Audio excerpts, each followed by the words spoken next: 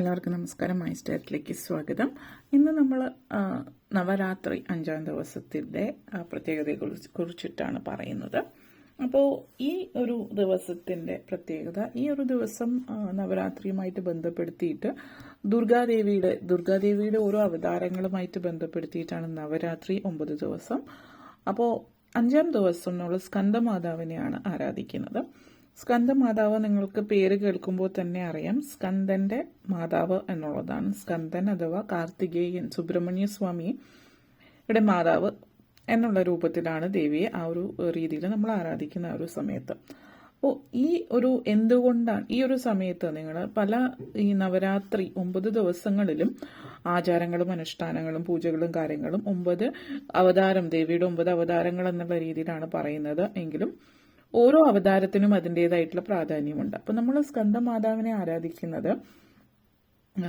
കുട്ടികളില്ലാത്തവരെ, പ്രത്യേകിച്ച് കുട്ടികളുമായിട്ട് ബന്ധപ്പെടുത്തിയിട്ട് കുട്ടികളുടേതായിട്ട് നിങ്ങളുടെ മക്കൾക്ക് വേണ്ടിയിട്ട് ഇപ്പം നമ്മൾ ഷഷ്ടി വ്രതം അനുഷ്ഠിക്കുന്നുണ്ടാവുമല്ലോ, കുട്ടികൾക്ക് വേണ്ടിയിട്ട് മക്കൾക്ക് വേണ്ടിയിട്ടാണ് അനുഷ്ഠിക്കുന്നത്. സുബ്രഹ്മണ്യ സ്വാമിയായിട്ട് ബന്ധപ്പെടുത്തിയിട്ട് അല്ലെങ്കിൽ കാർത്തികേയനുമായിട്ട് ബന്ധപ്പെടുത്തിയിട്ട് നമ്മൾ മാതാവും കുട്ടികളും, അല്ലെങ്കിൽ പൊതുവെ മാതാവാണ് കൂടുതലായിട്ട് വ്രതങ്ങളും കാര്യങ്ങളും, അല്ലെങ്കിൽ മാതാപിതാക്കളും കുട്ടികളുമായിട്ടുള്ള ബന്ധവും കുട്ടികൾക്ക് വേണ്ടിയിട്ട് മാതാപിതാക്കൾ ചെയ്യുന്ന കാര്യങ്ങളാണ് കൂടുതലായിട്ടും.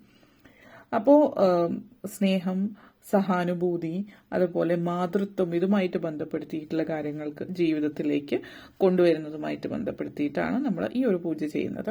അതേപോലെ മനസ്സിലുള്ള അനാവശ്യ ആകുലതകളും സ്ട്രെസ്സും ആങ്സൈറ്റിയൊക്കെ മാറുന്നതുമായിട്ട് ബന്ധപ്പെടുത്തിയിട്ട് നമ്മൾ ദേവിയെ ആരാധിക്കുന്നു.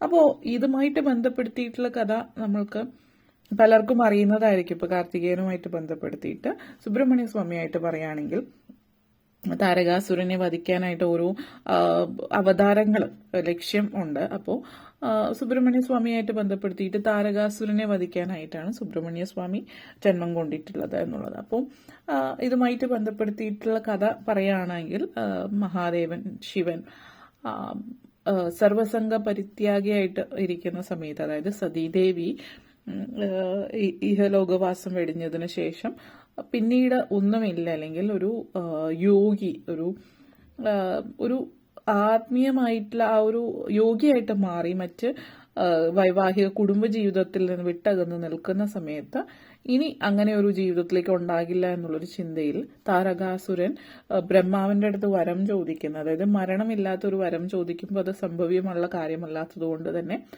മഹാദേവനും അദ്ദേഹത്തിന്റെ പത്നിക്കും ഉണ്ടാകുന്ന കുട്ടികൾ, അല്ലെങ്കിൽ ആ ഒരു കുട്ടിയായിരിക്കണം താരകാസുരനെ വധിക്കേണ്ടത് എന്നുള്ളൊരു വരമായിരിക്കും ആ ഒരു സമയത്ത് ചോദിക്കുന്നതും എന്നുള്ളൊരു കഥയും ഇതുമായിട്ട് ബന്ധപ്പെടുത്തിയിട്ട് പറയുന്നുണ്ട്. പക്ഷെ ആ സമയത്ത് അങ്ങനെ ഒരു സാഹചര്യം നടക്കില്ല എന്നുള്ളൊരു ചിന്തയാണ്. പക്ഷെ പിന്നീട് പാർവതി ദേവിയുമായിട്ടുള്ള പരിണയവും അതിനുശേഷം സുബ്രഹ്മണ്യ സ്വാമിയുടെ ജന്മവും ഒക്കെ സംഭവിക്കുന്നു, താരകാസുരനെ വധിക്കുകയും ചെയ്യുന്നു.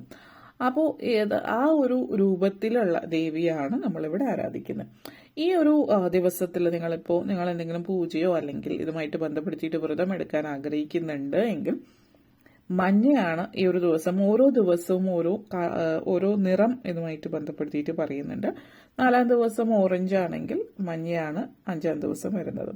അപ്പോൾ മഞ്ഞ നിറത്തിലുള്ള വസ്ത്രം ധരിക്കുക, മഞ്ഞ പുഷ്പങ്ങൾ അർപ്പിക്കുക. ദേവീക്ഷേത്രത്തിൽ, ദുർഗാക്ഷേത്രത്തിൽ മഞ്ഞ പുഷ്പങ്ങൾ അർപ്പിക്കുന്നതും നല്ലത് തന്നെയാണ്.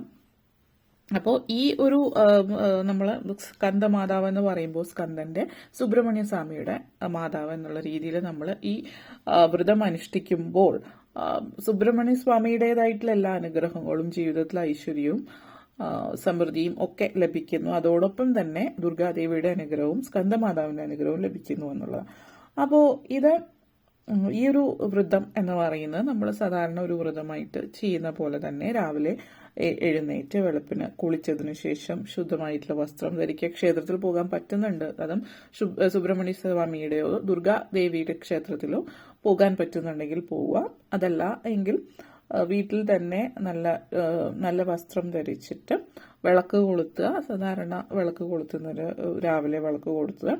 മഞ്ഞ പുഷ്പങ്ങൾ അർപ്പിക്കാൻ പറ്റുന്നുണ്ടെങ്കിൽ മഞ്ഞ പുഷ്പങ്ങൾ, അതേപോലെ മഞ്ഞ വസ്ത്രങ്ങളും ധരിക്കാവുന്നതാണ്. പിന്നെ ഓരോരുത്തരുടെ സാഹചര്യം അനുസരിച്ചിട്ട് ചില ആളുകളെ സംബന്ധിച്ചിടത്തോളം വീട്ടിൽ ഇതുപോലുള്ള പൂജകളും കാര്യങ്ങളും അങ്ങനെയുള്ള രീതിയിലൊന്നും ചെയ്യുന്നുണ്ടാവില്ല. അതായത്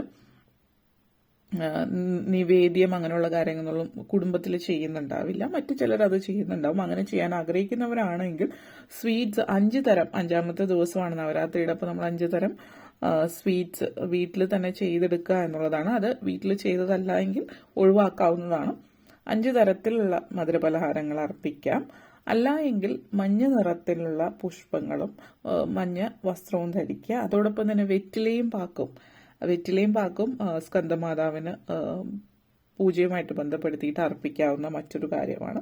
അതേപോലെ ദുർഗാ മന്ത്രം ജപിക്കുക എന്നുള്ളതും ഈ പറഞ്ഞ പോലെ തന്നെ മാതാവിനെ ആരാധിക്കുന്നതിന് വേണ്ടിയിട്ടുള്ള ഓം ദേവി സ്കന്ദമാതായ നമ എന്നുള്ള മന്ത്രവും ജപിക്കാവുന്നതാണ് 108 തവണ.